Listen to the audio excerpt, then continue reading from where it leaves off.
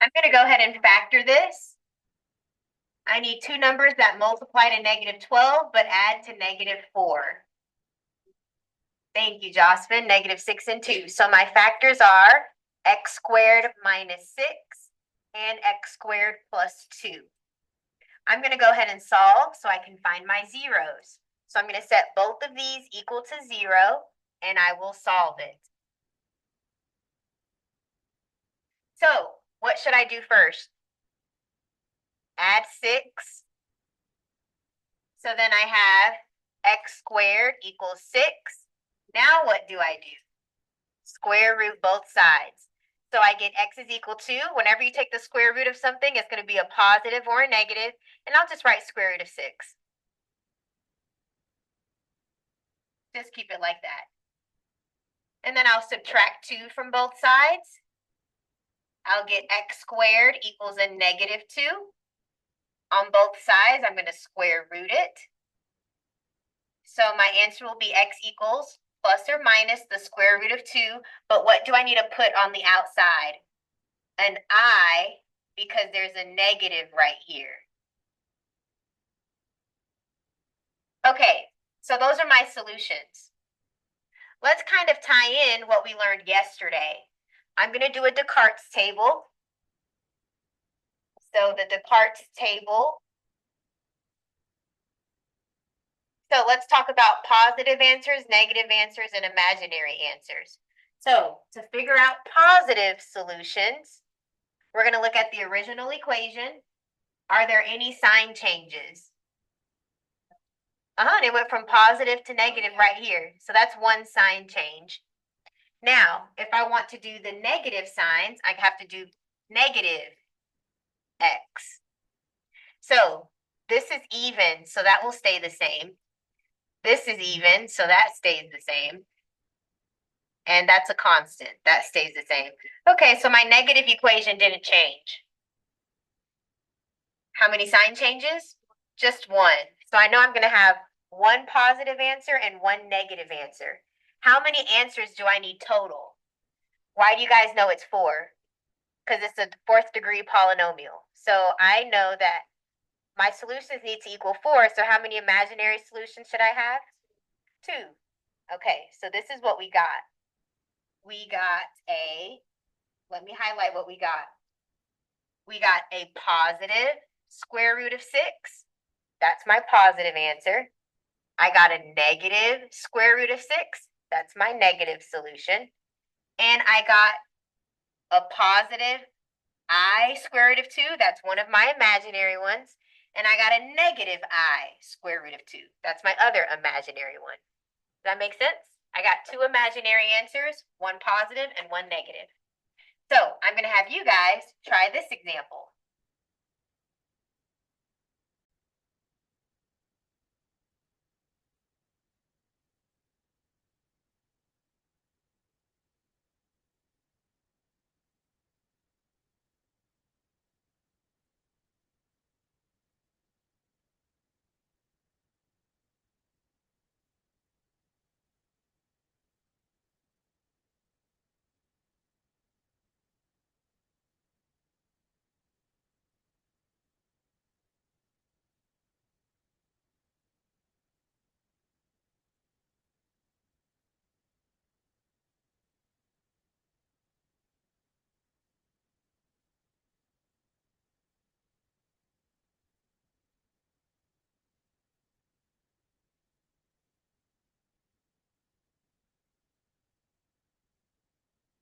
Thumbs up if you made it here. Nice. Very good. Okay, now we just have to set it equal to 0 and solve. However, guys, did you notice that this one is what? Your answer will be a fraction, but this is also difference of squares. So how could you further factor this? You could do 2x minus 1 and 2x plus 1. But if you wanted to, you don't have to do that. You can also solve it going like this. Set it equal to 0, add 1, add 1. What do I do now? Divide by 4. So I get x squared equals 1/4. And now what do? Square root both sides. So the square root of that, square root of this. What's the square root of 1? 1. What's the square root of 4? So these are your answers. A positive 1/2 and a negative 1/2. Now, if you continue to do that, you can do the square root of this and the square root of this. Square root of 4 is 2x. And then the 1, this is a difference of squares. And when you solve it, you'll get the exact same thing. All right, now this one, we have to set it equal to 0 and solve. Did you guys subtract 8? So you got x squared equals a negative 8. And then you square root both sides. So you get x is equal to plus or minus what? I know I'm going to have an I. The answer is going to be square root of 8, but don't leave it like that. Square root of 8, you can simplify it to 2 times 4 and 2 times 2. So this is a pair. So it's 2 square roots of 2. So I'm going to write this as 2i square root of 2. Let me put it a little closer together. It's 2 square roots of 2, but remember you have a negative in here, so you're going to have an I. So those are your 4 solutions. 1/2, negative 1/2, 2i square root of 2, and negative 2i square root of 2. Those are your 4 answers. The last thing we're going to learn is normally I give you some type of polynomial, and then I ask you to factor it, correct? I asked you to factor it and give me the zeros. At the end of factoring, you might get x equals 4, x equals negative 3, right? Okay, so this is what we're used to doing. Now I'm going to give you the x values, and you have to give me the polynomial that it came from. We're working backwards, okay? Normally I give you the polynomial, and you give me the answers. Now I'm giving you the solutions, and you're going to give me the polynomial. We're going backwards. Okay, so looking at this, Jocelyn, I have x equals 1. What is the factor that goes with that? Exactly, x minus 1. Stop. Too loud. All right, next one, Dwight, what's this one? The x value is 2. What's the factor? There we go. Trisha, what's this one? Perfect. Thank you, guys. All right, so guys, the formula is basically x minus whatever that value was. So you guys just plugged in these numbers right here to get those answers. Or you just need to do the opposite. Okay, so what you're going to do is just multiply it out. So x times x, x squared, x times negative 2, negative 2x. And then do the next number. Negative 1 times x is negative x. Negative 1 times negative 2, positive 2.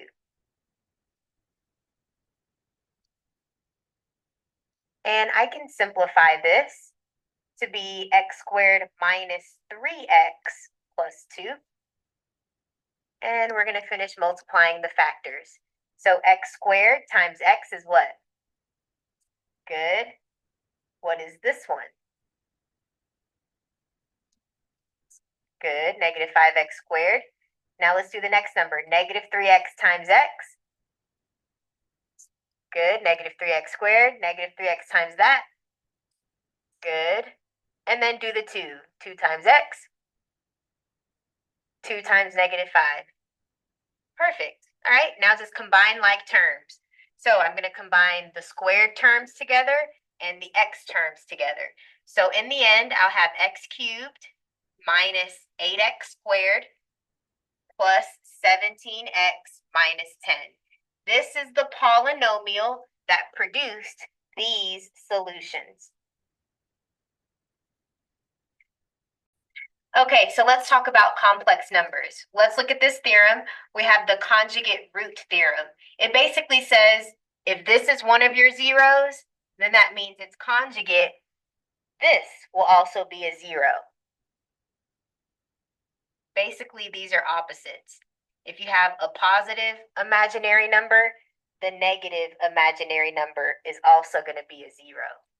So guys, notice, in this first problem, they gave you this one. What's the factor that goes with that? X minus 5. What's the factor that goes with this one? Just that. Okay, you just do the opposite. Now, what they're saying is if you have 3i, what else is going to be a 0? Negative 3i. That's what you have to include. They're assuming that you know this theorem.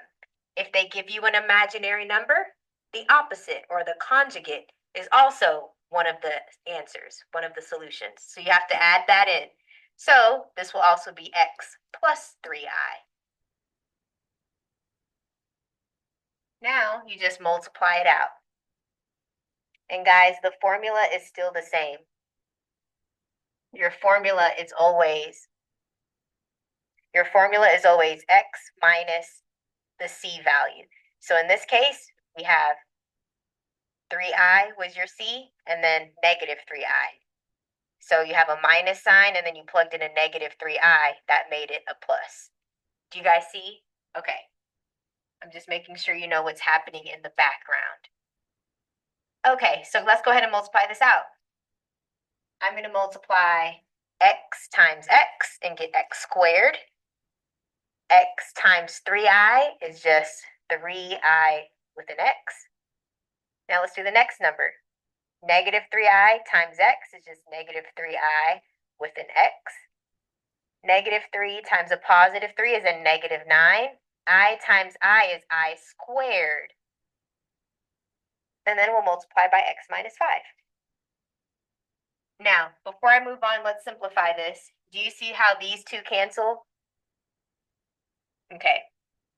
And also, let's simplify this some more. Do you guys remember what I squared is equal to? Yes, it's equal to negative 1. Y'all remember. So I'm just going to erase this I squared. I'm going to erase this I squared and put a negative 1 right there. So what's negative 9 times negative 1? Just a positive 9. So this is x squared plus 9. Okay, so that's simplified nicely. And then we multiply by x minus 5. I'm going to pause here. You guys multiply it out and figure out what the polynomial is.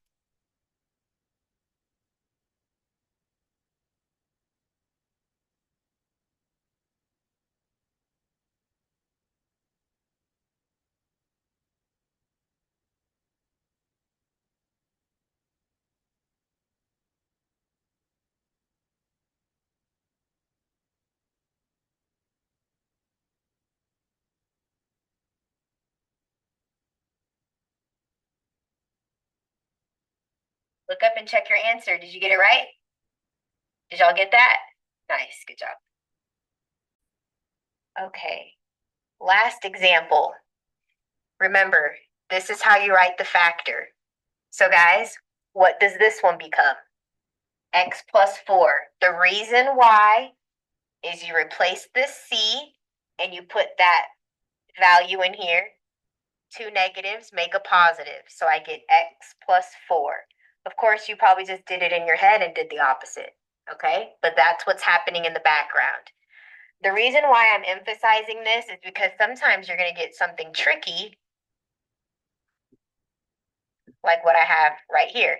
This is 3 plus I. So if I want to go backwards, I'm going to have to erase that and put 3 plus I in little parentheses.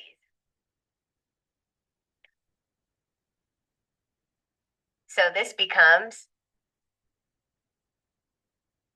x minus 3 minus I. That's the factor. Now, guys, the conjugate root theorem says if I have a plus bi as an answer, then I also have the conjugate a minus bi. So, guys, what do I need to add here? No, look. A stayed the same. Only the bi changed. So what else do I have? 3 minus I. Thank you. So that's also a 0. So let me do that. X minus c. I'm going to erase the c. And in its spot, I'm going to put what my other 0 is. 3 minus I. So I'm going to get x minus 3. And a negative make a plus I. So guys, those are my factors. Let's go ahead and multiply it out. It's going to look very bad before it starts to look good. X times X. Class, what is it? Thank you. X times -3. -3x. X times I. Yep, xi or ix, it doesn't matter. Okay, next one. -3 times x is -3x. -3 times -3. 9. -3 times I. -3 with an I. Okay, last number. -I in x. -ix. -I in a -3. Yep, 3i. -I and an I. -I squared. But remember, I squared is just -1. So guys, I'm going to erase this I squared, and put a -1 there. Okay, guys, let's simplify. You see how these IX's cancel out? The -3i cancels out with the +3i. Okay, let's combine like terms. -3x and -3x is -6x. This is a +9. What's this -1? It's just a +1. And 9 plus 1 is just 10. So let's just write it as a 10. 9 plus 9 is 10. Okay, so that's simplified very nicely. Don't forget, we have an x plus 4, so I'm going to bring that down. And now let's multiply. X times x squared, x cubed. You guys can do this part on your own.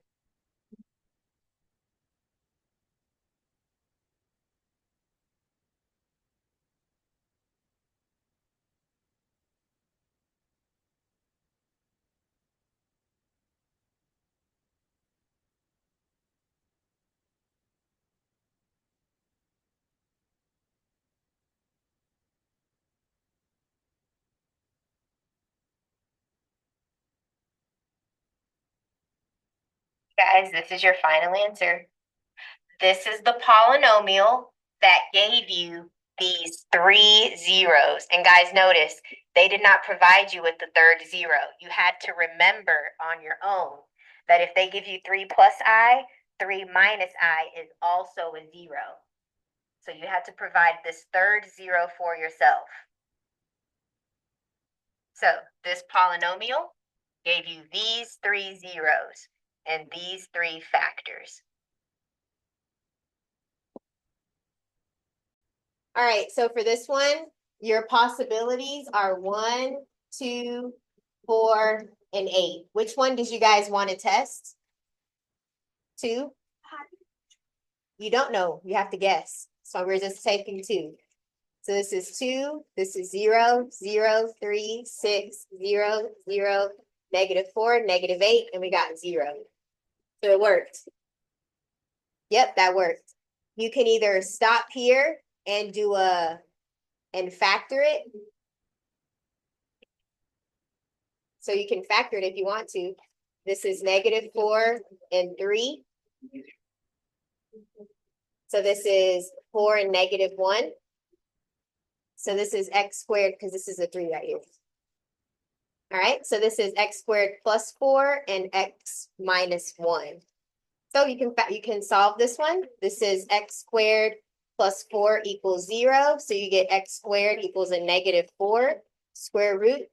You get x is equal to plus or minus 2i. This one, equal it to 0, you get x is 1. And you found this one, x equals 2. So those are your answers. You got 2, 1, 2i, and -2i. Is that it? 1, 2, 3.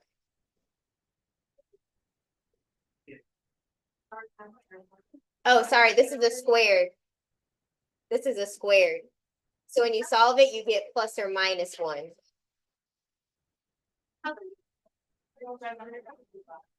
I was trying to save time.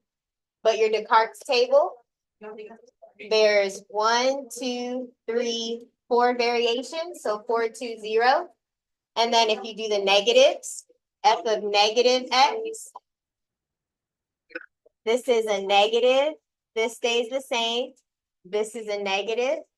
This stays the same. This changes. This stays the same. So that's one sign change. So this all has to equal 5.